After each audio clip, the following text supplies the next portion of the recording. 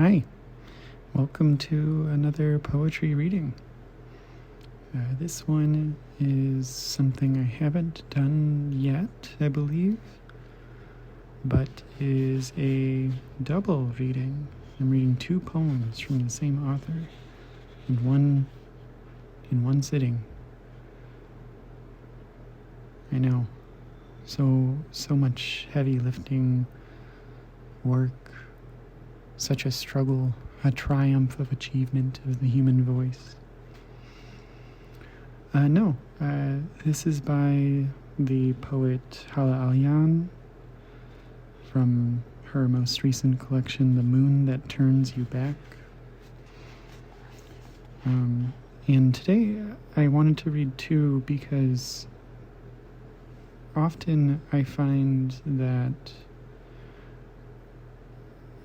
when I am going about organizing manuscripts or thinking about the organization of a manuscript of poetry, I do consider poems that face each other often, as in, like, they are in the same two-page spread.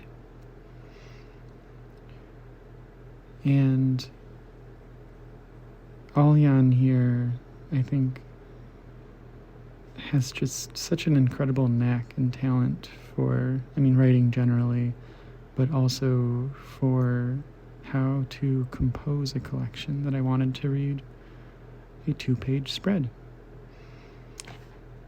So this first poem is titled Brute. I barely recognize him in the video. There is a bullet for each of their heads. It's that old punchline about brutality.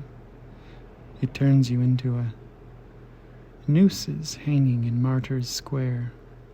Where are the martyrs? Where are the men who 15 years ago told me to go home? We don't want you hurt. A car bomb had gone off and 2 died, but they were the 2 they were aiming for. Who was this smoke aimed for? Who are they doing the aiming behind gates?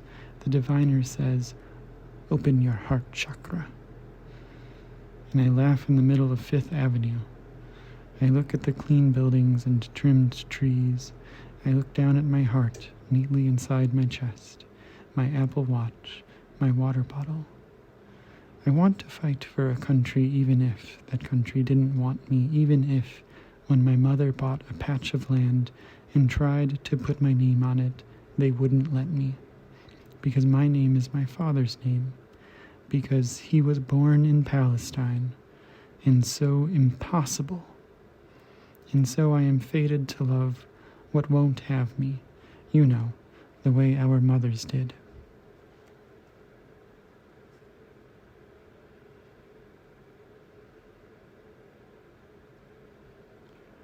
The second poem is Strike, and in brackets, air.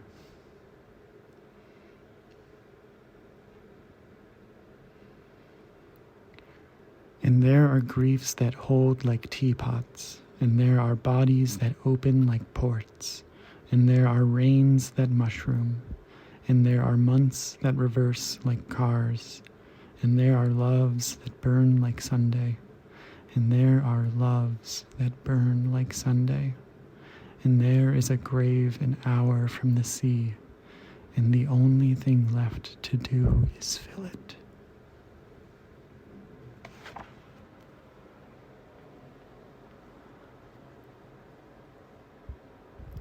What struck me while reading this book was how Alyan has a knack for such a punctual twist at the end of every poem. If you want to get like poetic license with it, I know some of you are, poetry readers, and some of you listen to this maybe just because you like the sound of my voice, or maybe some of you listen to this because you think I'm pretty and you like me. But this twist, also known as the volta, if you will, But in many cases, it can be known in other terms, dependent on the form of the poem or dependent on the lineage and historicities that are being invoked within. This is to say that the twist that Alyan invokes in many of these poems is so startling, not from like I am horribly aghast and shocked that the world contains such evil things, but startling in the sense that, in the first poem I read, Brute, we go from, and I laughed in the middle of Fifth Avenue to the impossibility of being granted land and loving things that are impossible to love the way that our mothers did in the span of about 10 lines. And I think that's a mighty journey to take for any writer, let alone a poet. And it's that type of bravery that really strikes me about poetry these days, is being willing to take the risk of traveling immense distances in very, very short times.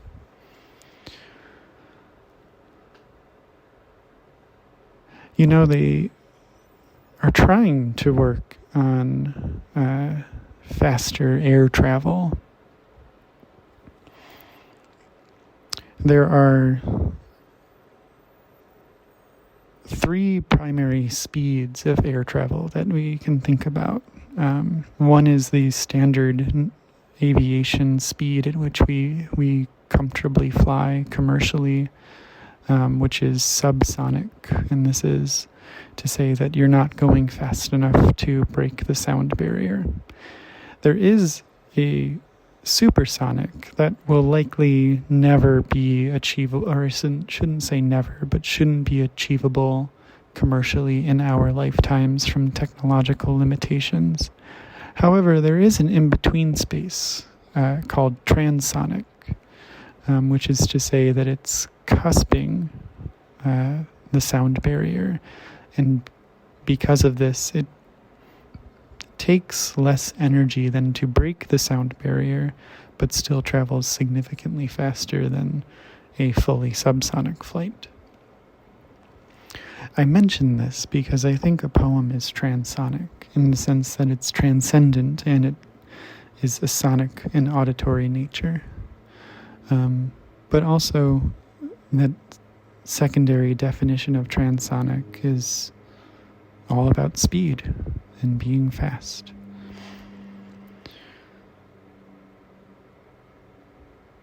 Airstrike is just such a devastating poem, or strike air, I should say. I am a sucker for well-placed repetition, and I think Hala Alyan does this extremely well throughout the collection. I don't really know how to define what a good repetitive poem is versus what is a bad repetitive poem. Because sometimes repetition is consonance in the sense of, fierce flickering foul feathers fall. But sometimes repetition is that metronomic and there, and there, and there, and there. And I think in this instance, the poem works particularly well because of the breaks and because of the doubling downs, the repeated Sunday line.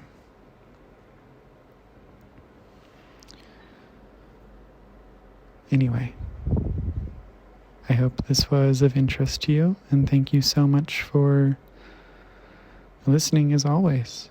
I hope you have a wonderful rest of your day. Thank you so much.